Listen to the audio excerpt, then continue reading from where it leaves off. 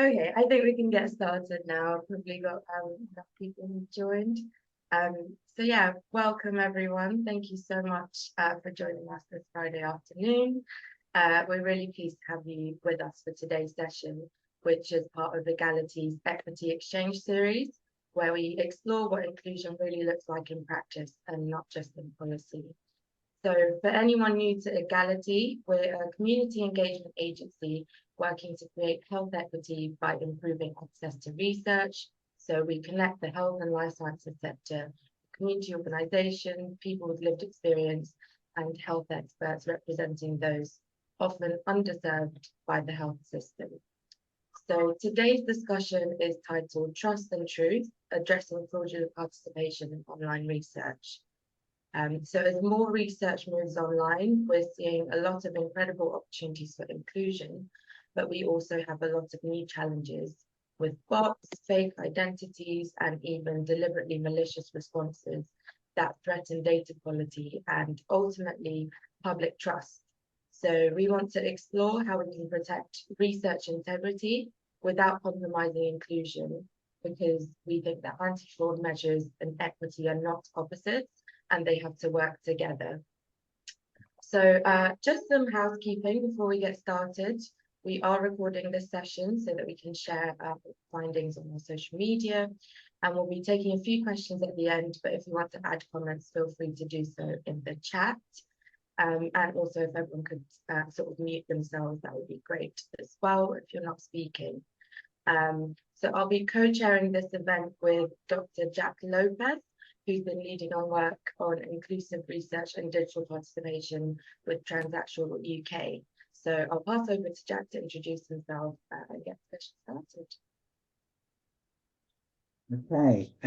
Hi everybody. Good afternoon. Thanks for coming and using your Friday lunch space for this. Yeah, this is as Bea has already mentioned, I carry out research as a consultant independent researcher. So I'm a medical and social anthropologist by background, and I've been increasingly been contracted to do more and more online health-based research since the unmentionable events of 2020, 2021, where we've all been working a lot more online. And this event has come about because increasingly I've started to notice through my own practice, particularly because my research area a lot of the time is around LGBTQ health and specifically around areas of trans health and working with trans advocacy charities, that more and more the kind of public facing recruitment and research we were doing was becoming more and more treacherous in terms of false respondents and malicious respondents. And we started to have more conversations with other researchers about this and started to see that it was becoming more of a kind of increasing issue and something that we really we wanted to talk about, because there's a lack of guidance, I think, a lack of policy and protocol and frameworks on how to deal with this. So it's still a bit of a kind of like the Wild West out there. So just some basic ground rules for the next hour. We'll be speaking and having a facilitated discussion for around about 30 minutes with our guests. During that time, please feel free to use the chat box if you've got any comments or if you've got any questions. We do have time for a Q&A at the end, so we'll try and keep things flowing and not necessarily have audience interruptions while we're doing the facilitated discussion, just to make things move more smoothly. The benefit of us having two chairs as well is that we can also respond in the chat box as well at the same time as listening to people. So yeah, I think best off kind of let's get on with this.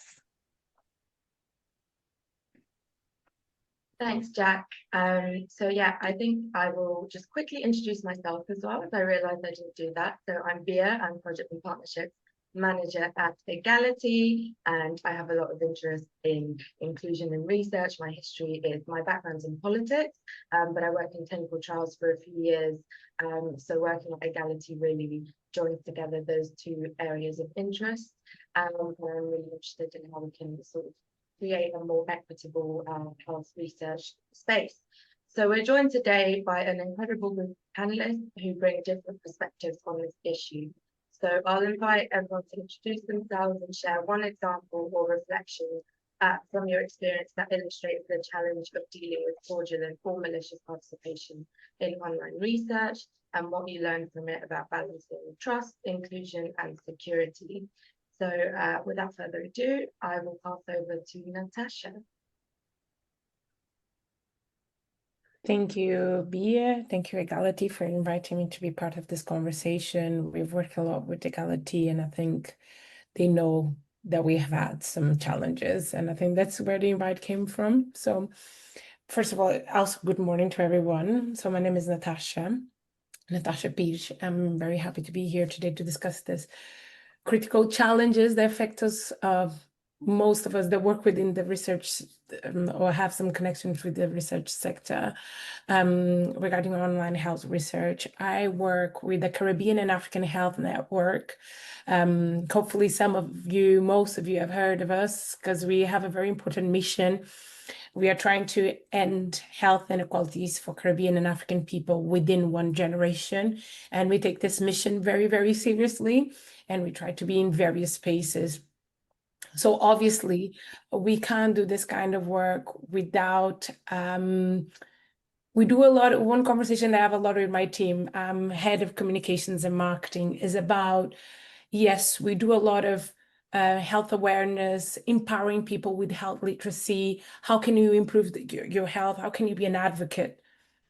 But true change cannot happen without systematic change. So for us, research and policy is extremely important. And that's why this conversation is very important to us. Our work sits in a very relevant place to the discussion today because we engage directly with the Caribbean and African community that has been historically experienced exploitation.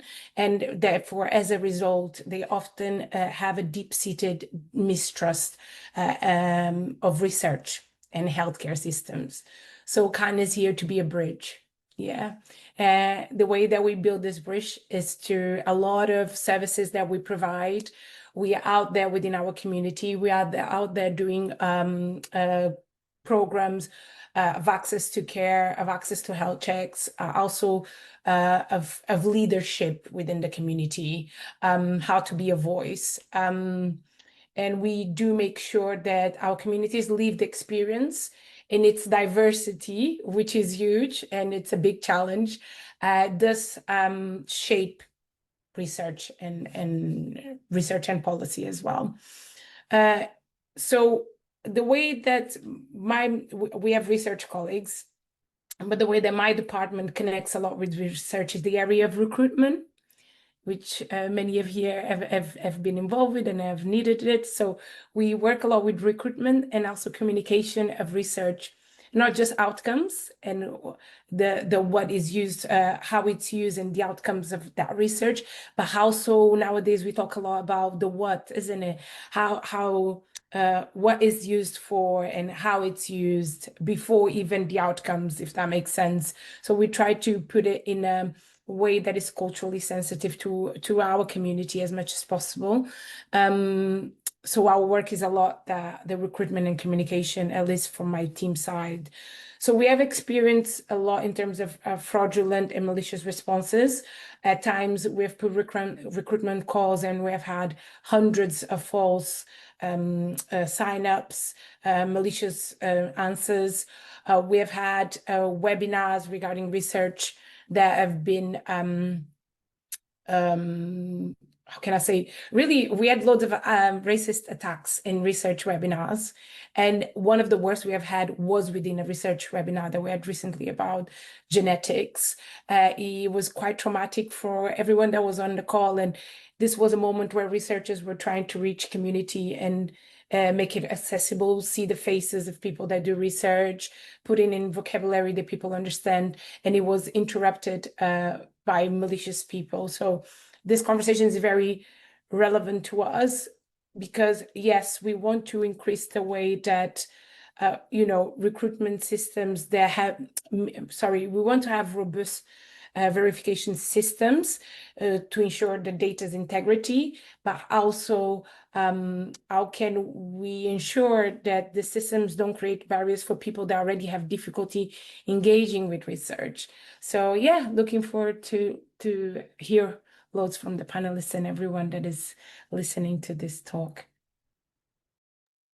Thank you so much, Natasha, and thanks for sharing all of that. I'm really sorry about what happened with the racist attacks. It's a really ugly side of research that we do unfortunately see. So really excited to see how we can come up with solutions for this.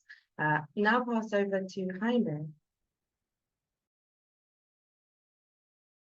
Hi, thank you, and thank you for having me here today. I'm Jaime. I'm a researcher at the University of Edinburgh. And as a social scientist, I mostly work on sexual health and infectious disease on a wide variety of projects. We first became aware of the idea of imposter participants a couple of years ago while conducting some research about the use of dating apps during COVID, where we were doing an online survey, but mostly where we were doing interviews and asking people to register online for interviews. There's always all the academics I've talked with, because this is obviously a very prevalent topic of conversation, most of us have come across imposter participants sort of inadvertently.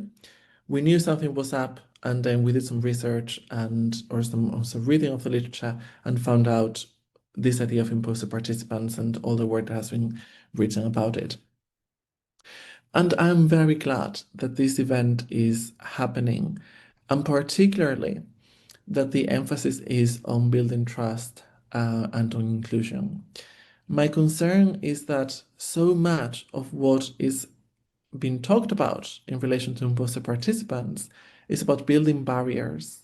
It's about identifying red flags and making being involved in research more and more complicated. For the sake of safeguarding some sort of data truth, but at the expense of continuing to exclude or enhancing the exclusion of communities which are already severely underrepresented in research. I am very concerned that when we look at many of the papers and frameworks that have been developed to deal with imposter participants, the red flags that they identify, things like being very eager to be involved, things like sending lots of emails or sending not enough emails or being curt in answers or asking for compensation upfront. All those things may be the sign of imposters, that's true, but they can also be very often the sign of people who are not used to being involved in research, of communities who have particular ways of engaging with research and research institutions, because at the end of the day, we have a history and we arrive at the research encounter with particular histories of colonial violence and of racist violence, gender-based violence. And we need to be aware of that taking those things at face value as red flags is profoundly damaging for specific communities. So, something I'm, for example, quite passionate about is when you read some of these papers about how to spot imposter participants, one of the things they often highlight is, well, if a participant is giving you inconsistent answers, that is a good sign that they're imposter. Any researcher or any person working in the community who has worked on topics such as sexual health or sexuality or gender or ethnicity, we know that our experience of those processes is inconsistent. That many people ourselves don't know how we feel about topics, don't know how we feel about past or present or future experiences, and our views may change and evolve in the interview encounter. And that is, in my view, the beauty of qualitative research. The fact that you can gather that flexibility, that fluidity, those contradictions, and understand better people's experiences. And I fear that that is being lost with all these concerns about imposters.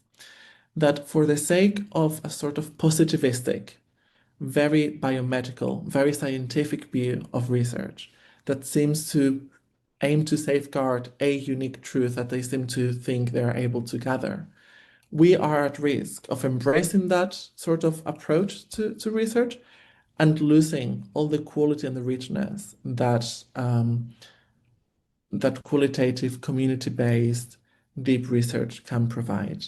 Obviously, there are issues with imposters, and as Natasha said, there are moments where those encounters can be very violent, but that was happening before imposters were an issue, right? We had people go and be trolls in events before. So I think we need to be very careful about a lot of these conversations and make sure that we really safeguard the wealth that this kind of research can provide. So I'm very open to having conversations about this. Thank you. Thanks, Jaime. Really important insight there, and I think we'll be talking about this a bit more in the discussion part of the session. Now I'll pass over to Keba. Hello, everyone. Thank you, Bia. Thank you, Dr. Jack, for inviting us today. Egality as well. Thank you to Natasha and Jaime for obviously what they've said. A lot of what's been already, we can relate to it. We've been through similar situations post-COVID. We noticed a trend. This is talking early 2022, mid 2022. There was a post-COVID research around the Asian community. I'm from Leicester, by the way. My name's Keval. I represent South Asian Health Action and also run a youth charity supporting 8 to 24-year-olds called Ekiam UK here in Leicester. Working with such a wide age range, from the youth charity to obviously the Health Action group, we work with people from as young as 8 to as old as 80, 85, 90 plus. Leicester, I have to say, has a wealth of diversity. It's very, very inclusive place. But again, like most cities, there's an undercurrent of I don't want to call it hate, but for want of better words, I'll use that for now. So post-COVID, we had a research around how the information provided by the government regarding vaccinations and everything, did that get into the Indian community specifically? So we were approached, we were asked to help to recruit. And this was research on a large scale where they wanted as many participants as possible. The racism was evident. With this, there was incentives provided. So we expected, people trying to sign up just for the sake of the incentives, but we didn't expect the racism that came with it. And there was again, I'll use the word undercurrent because we've never really seen it in terms of face-to-face or in the city as a big issue in that sense, because there's quite a large Indian community here, and for the most part, everyone gets along really, really well. Noticing that and coming forward to today, when we go online, and whether people have noticed it, there's all types of videos around India now and the hate towards Indians, and all sorts of stuff. It's now visibly evident, whereas before, and again, for me, I feel like it's in such a very short time, from talking mid 2022 to now 2025, going from a low-key type of vibe. Now it's just evident, it's in your face. People are saying stuff online, all sorts of stuff. And the other one was around gender and sexuality within the Indian community. We did this project as part of Ekiam with the Youth Project and with South Asian Health Action to address a growing concern within the community about how this is tackled within our community. Why are we suppressing the conversations? And so it was really to open up and engage the community, especially from that older generation who maybe came from a different country and settled here, to the first generation like myself who were born here and maybe have a different outlook on people with a different gender or sexuality or something. And it was really just about bringing that conversation up. This is where it gets even more unfortunate. Some of the hate we got some of it, I would say, probably even came from our own community, and really we're trying to address the issues within our own community. Some of it was from outside, and that was to do around gender, around sexuality, but then there was some within our community, and it just really opened our eyes. And for us, I think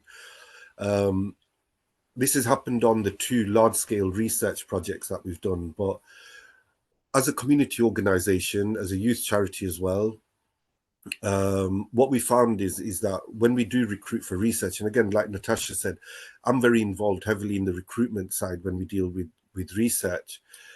With the smaller groups and over the years of working with the community on the front line, we've built up such a level of trust, and the people that come to us, now we've got an existing database that we can reach out to. So because it's done privately, we've kind of, to a certain extent, omitted the outside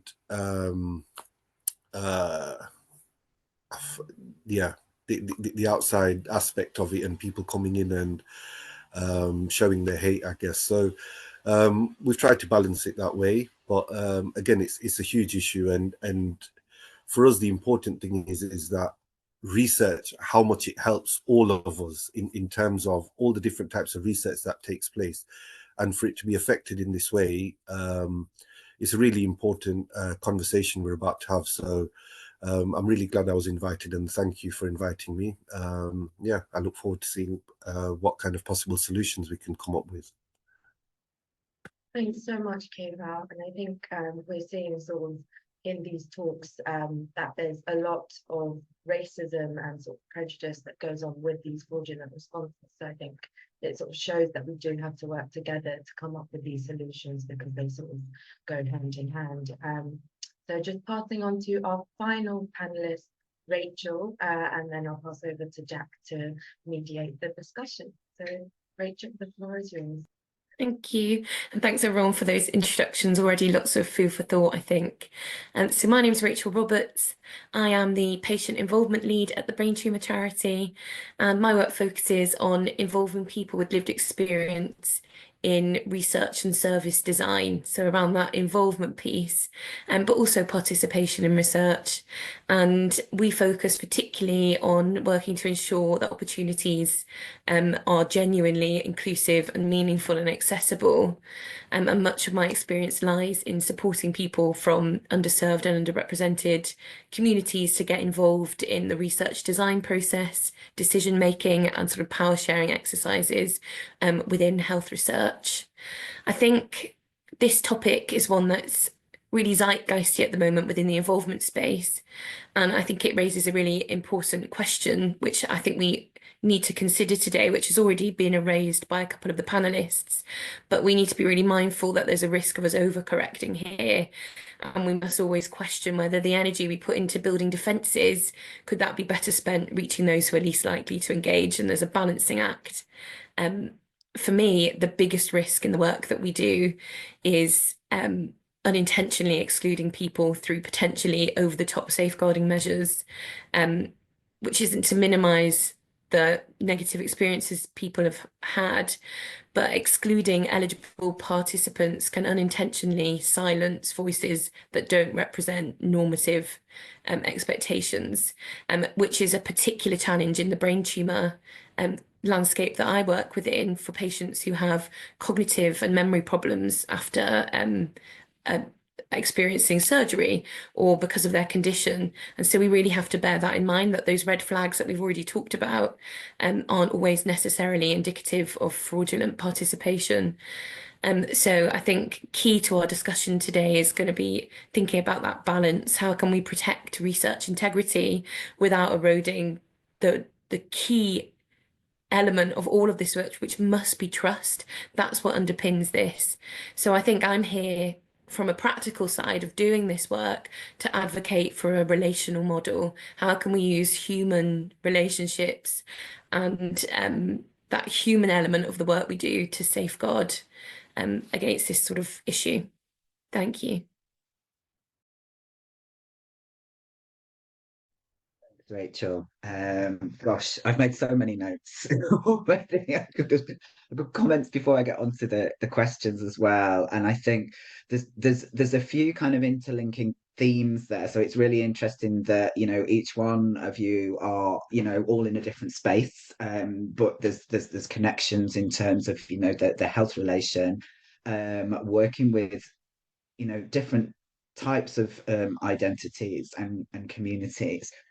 I'm hearing the word kind of safeguarding coming out quite a lot, and I think that's an important thing for us to look at this afternoon. And I think that covers various areas. I think there's, you know, there's safeguarding of our research, safeguarding of our participants. There is safeguarding of researchers as well. You know, we've had mention that, you know, in live sessions that have been infiltrated, particularly, you know, around racism and just around hate speech and attacks. What we've got there is, yes, we have a duty of care to the people in the room there that we're doing the research with, but we also have a duty of care to ourselves and any research assistants that we work with. You know, and I have had very personal experience of dealing with the level of transphobia that has come through the research that I've done with Transactional. And, you know, as a queer researcher myself, I've been very shocked at how I thought I was quite hard. I've been, you know, really quite affected by doing this type of research as well. So, you know, I think that's an important one. What I'm also hearing is, I think where we also have the clash, and I come to this as an anthropologist as well, in that, and also with a background in community and social work, in that what we've got here within, you know, the move for health research to become more inclusive, to be more diversity and inclusion orientated and fair, and also more around life experience and stories, which automatically leads us more into the qualitative area of life. And what we also have traditionally within health research is a very scientific approach. That's also been quite suspicious of people and their motives.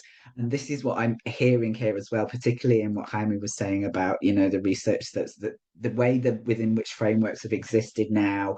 When people have looked at this issue, they're coming out to say, oh, we must be super careful, we can't trust anybody, we've got to go through all this, you know, and the problems within that, you know, in terms of that kind of thought in itself is not understanding of the communities that we work with. You know, it is racist, it is sexist, it is culturally illiterate, and all those kinds of things. And it just reminds me of how those communities that we're trying to reach are actually treated in society as a whole with suspicion.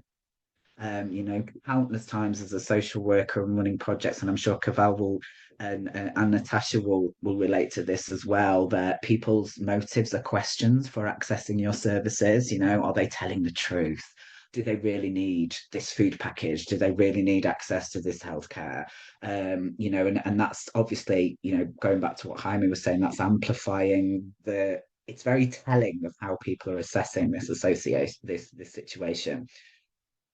We've had various different kind of experiences related to us there, and I kind of you know, and I think Cavell, you touched on this by saying, you know, you've been able to build up almost kind of a bank of people that you can access to kind of curb having to do the open online research. I think, Rachel, that will be quite the way that you work as well within your environment. So I'm going to ask Natasha, with some of the experiences that you have had, and you've had time to reflect on this as well, has this made you adapt your approach in any way?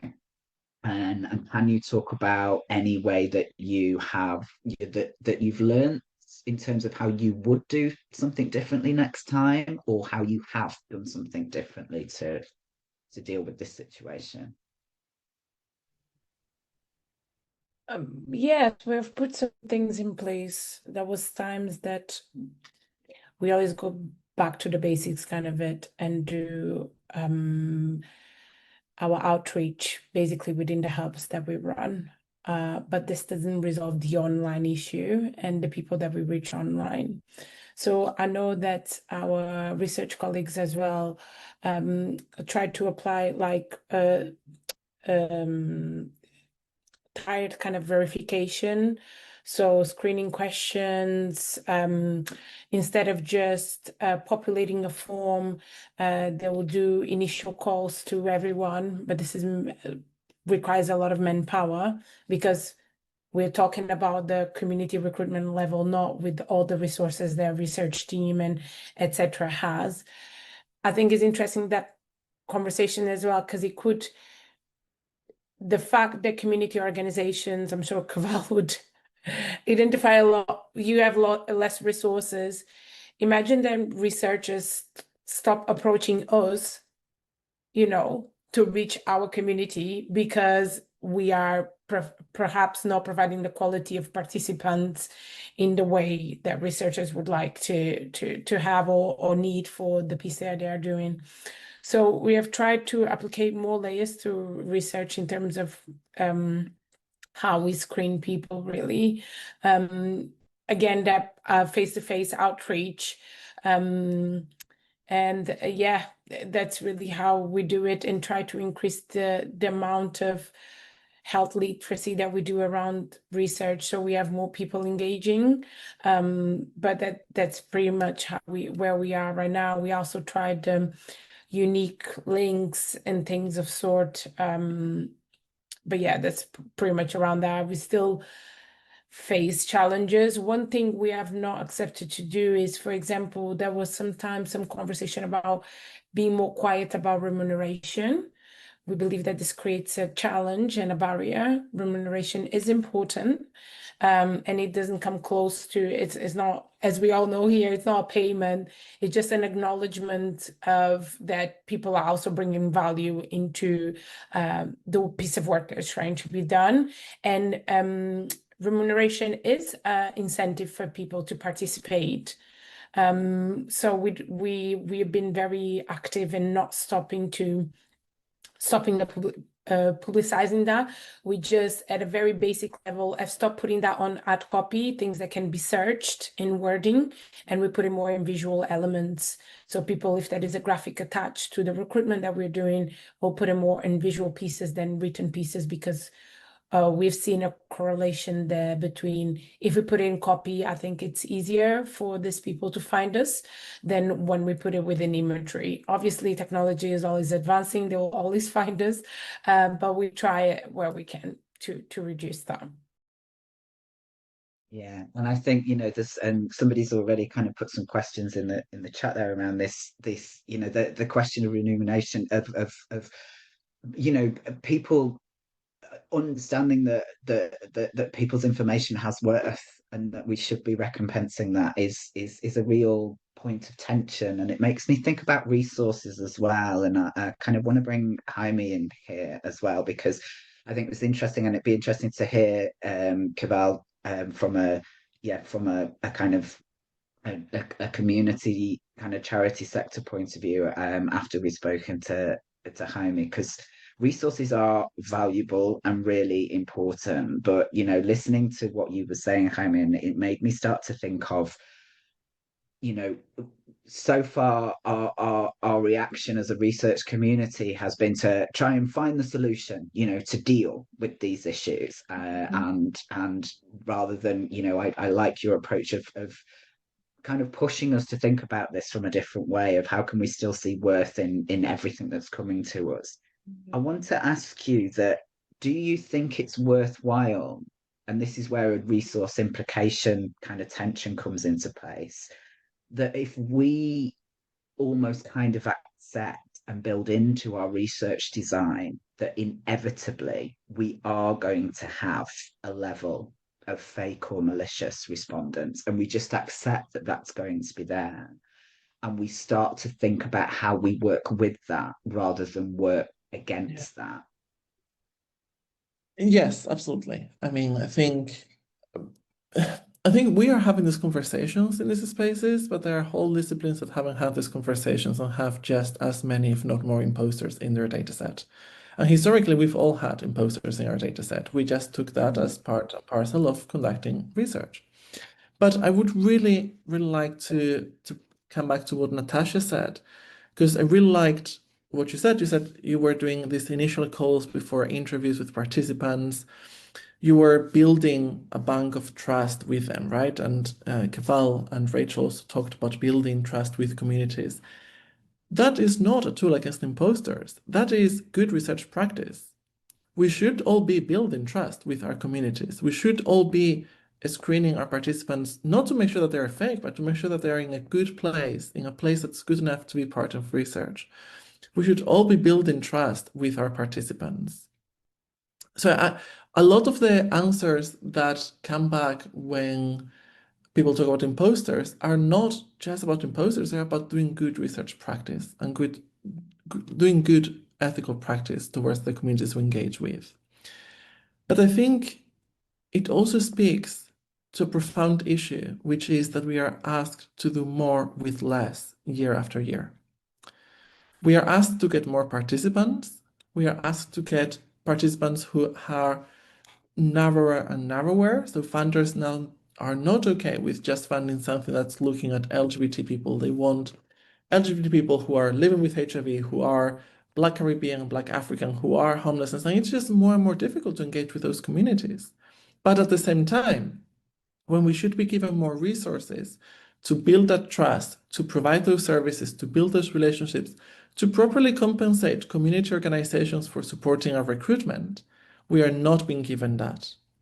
So we are having to rely on rapid methods, which is essentially online recruitment, etc. If we had the time to build those relationships and those community organizations be involved from the beginning, we wouldn't be having these conversations about imposters. So I think if there's something that we need to blame is the current system whereby funders are giving less funding and asking for more in exchange. And as I said, I think a lot of what we should be looking at imposters is we've always had imposters. We've always talking with people who have been 50 years working in social sciences. They said we've always had participants who came to the interview and we knew they were not interested in being involved for what we wanted them to do. So why are we having these conversations now? And is it because we are being pressured to go into a different way in which data is the currency as opposed to experiences, as opposed to trust, as opposed to community building? So I think we need to look at imposters not only as a problem, which I agree they are a problem sometimes, but also as a symptom of a profound step change in research that I think we should be fighting back. Yeah, absolutely. And I can see everybody nodding there. And I will get to you in a minute, Rachel, as well, because I can see you enthusiastically kind of really connecting with what Jaime is saying there. And I think, yeah, I think what you've just done for us there as well, Jaime, is create a whole other webinar that we need to have a discussion about in terms of the systemic issues and yes, the issues around funding and pressure and speed within which everything needs to be turned over. But I'm just going to come back to Cavell for a second, because I want us to just keep on this consideration of resources for a minute, which you know that you brought up originally as well, and as thread through the last few comments too, because you know you are in an environment representing the services that we as researchers desperately want to work with and desperately need. We've always got the tension of resources and funding and how to go about that. And, you know, I spent 20 years working in research in academia, and the frustration of institutions and funding bodies that just forced an agenda they didn't understand about community participation on the assumption that communities and services would just happily give things for free, that they'd be so happy and bowled over to be involved in research that they just, you know, they just do that. And that's the same with the output of research as well, in the way that, you know, I fought so much with institutions around co-authorship and co-ownership of research, because it's all about who owns what how more difficult is it from a resource point of view, when you're just also doing your daily job of dealing with your service users and service delivery, on, what would you need to be able to work with researchers to be able to have this time scale to build trust, to be able to to spend more time getting this research done, so that we knew that the output was meaningful and valid, and not damaging to those taking part or those absorbing and receiving the answers from the research too. Yeah, I think again, we've been involved with different research projects for many years now. Excuse me. After the experiences we had, a lot of our work revolved around being involved in research projects.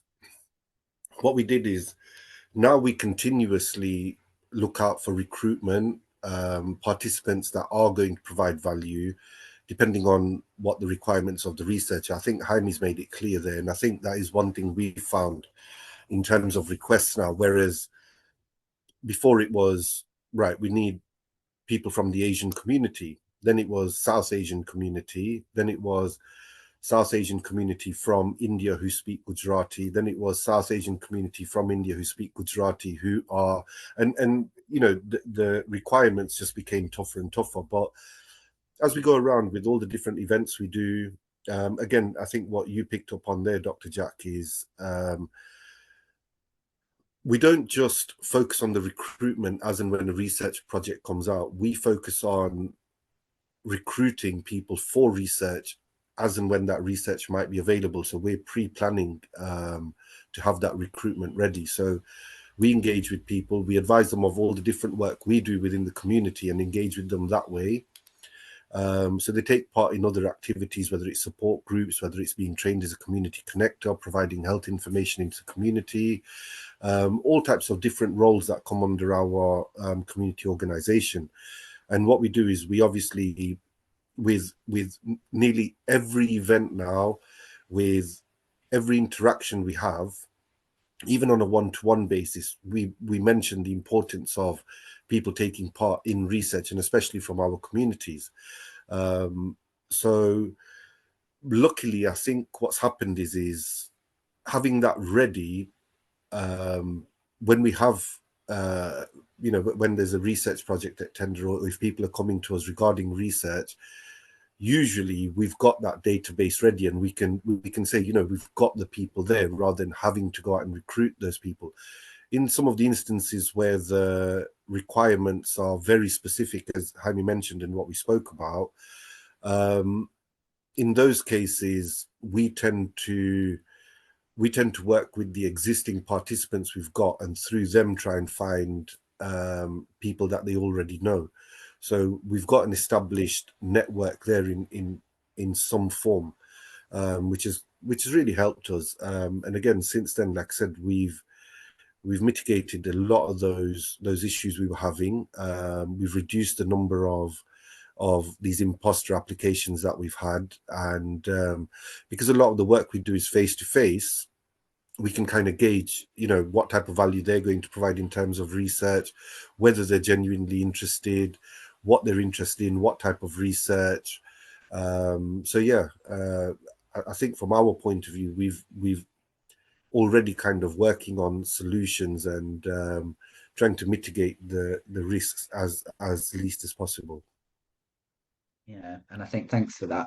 I think what the one thing you have to be careful of there as well is that you're able to you constantly refresh that bank of people that you're going to as well. Otherwise you end up, that quite happens a lot with a kind of almost a professional research participants that are so used to being part of everything, that what they do is then they start to it skews your data there. And that kind of brings me to you, Rachel, as well, because quite similar, I would imagine, dealing with a specific patient community, that you have quite a targeted group of people that you approach in order to work with and get lived experience information to design research. So can you just tell us a little bit more about what fraudulent participation looks like to you in that environment and in that process?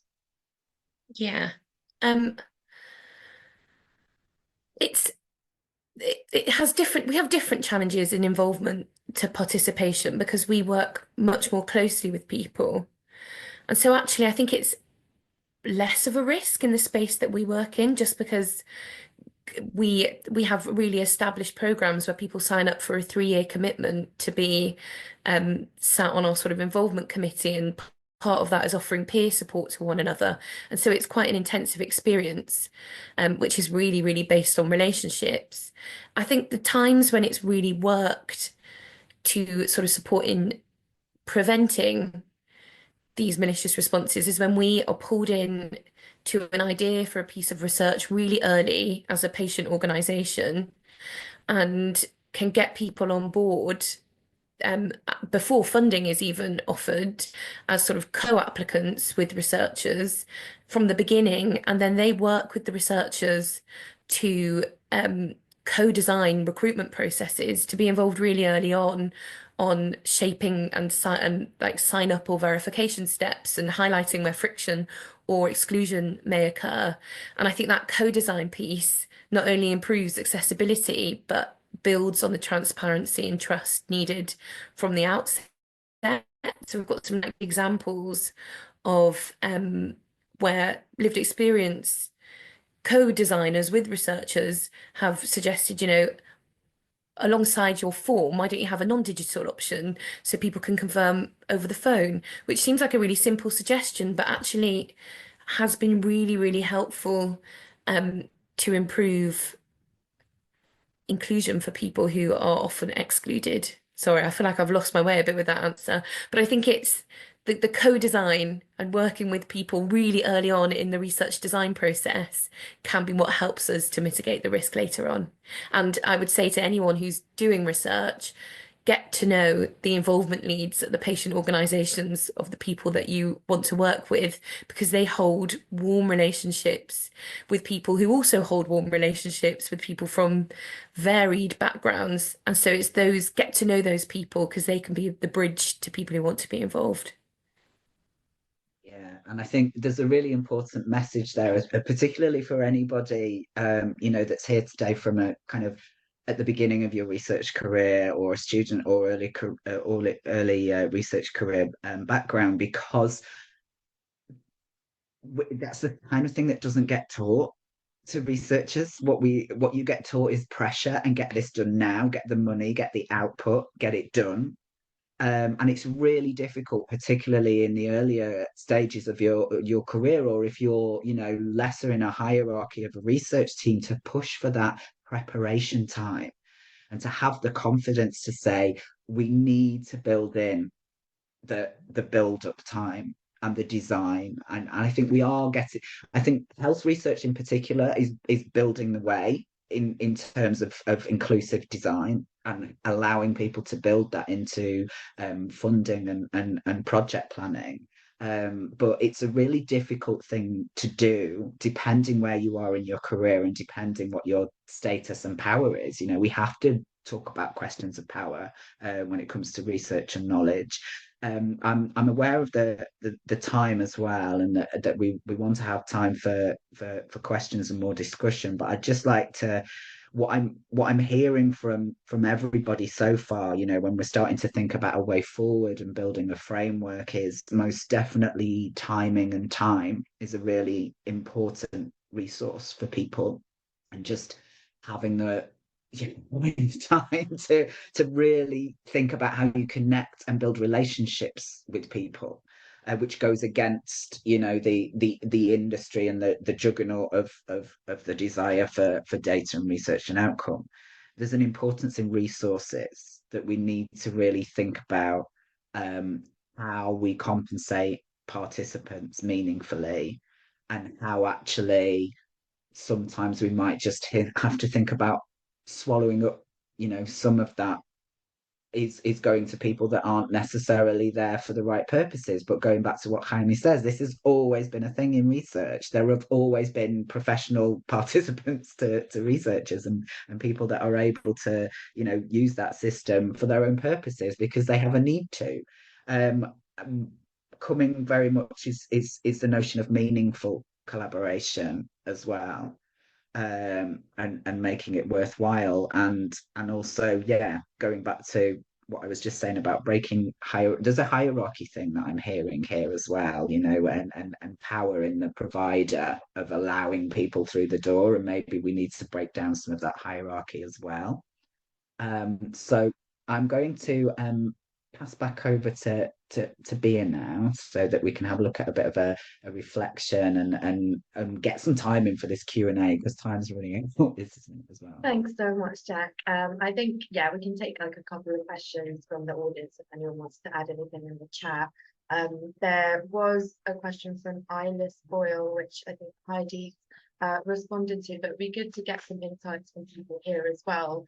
So they talk about the organization of the charity sector supporting researchers of recruitment via social media, and researchers have asked if they can remove some information like reimbursement and contact details from social media copy to avoid AI picking this up and generating fraudulent responses.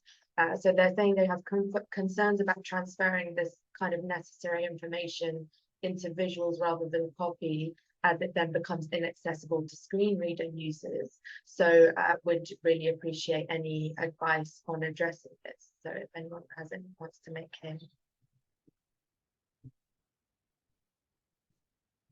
And if anyone has any other questions to add in the chat, feel free as well. But if any of our panelists have anything to say on that, please feel free.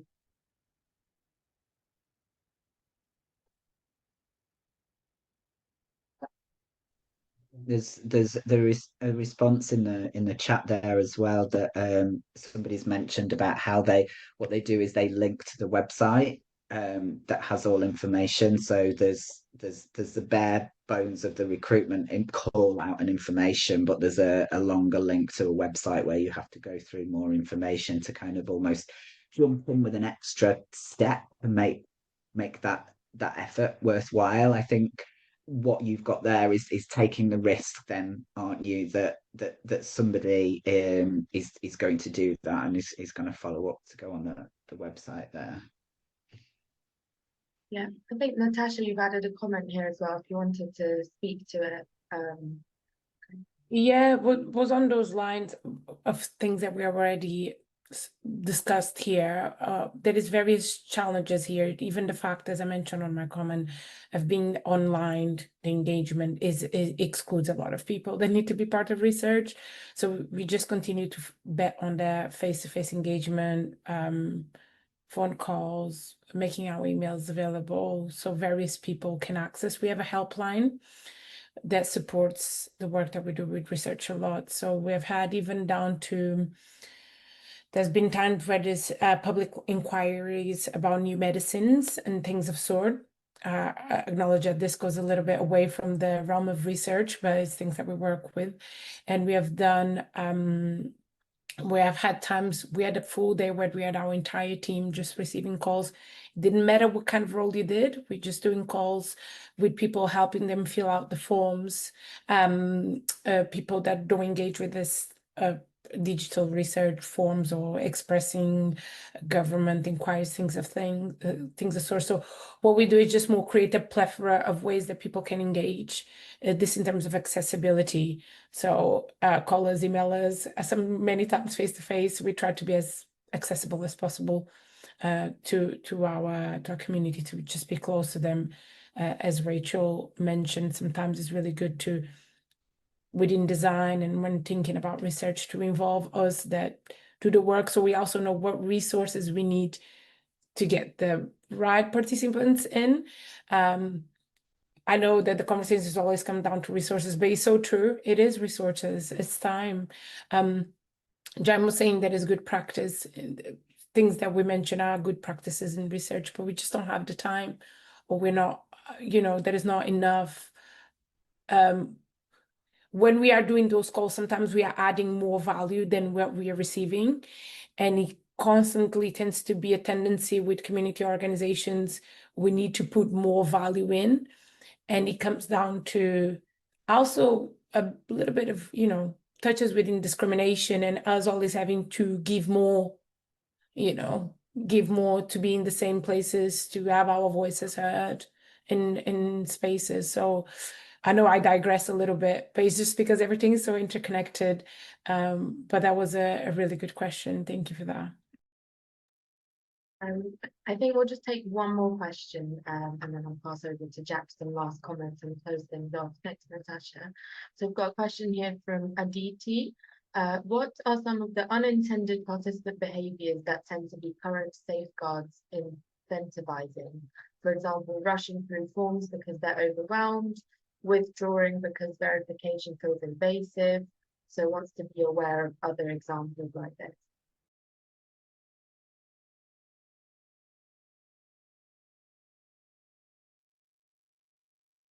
So We I think recently sorry, go on. We recently had a case where we went out to ask, we were looking for young people to get involved in feeding back on a new clinical trial. And we've always found it more difficult to engage with men and people who identify as men, as often it's women and people who identify as women are who we hear from more in the landscape I work in. And as we were filtering through the responses to the sign-up form, somebody flagged we've had 6 young men, all with similar dates of birth, apply from what looks like a similar location. This could be a bot, perhaps don't get back to them. But we just thought, well, let's drop them an email and take them at face value. And it turned out that they'd been at a support group together with the clinician who'd encouraged them to all sign up. So actually they weren't fraudulent, and that could have been a red flag. So these red flags you've got to be careful with. But that's one example, is when you see sort of lots of similar IP addresses coming through on form responses. But again, not always something that turns out to be fraudulent, malicious. Yeah, I think that's a kind of really important final point there, Rachel, as well, because it's I think the quick fit, especially with organizations I've worked with as well, has been to let's just go through the IP addresses, and wherever we see a repeat, we'll just throw it out. And yet again, that comes down to a time and a resource thing. But I think going back to what you were saying, what most people are saying, and particularly kind of what Jaime said from the work that he's done as well, is I think we need a bit more faith in humankind as well.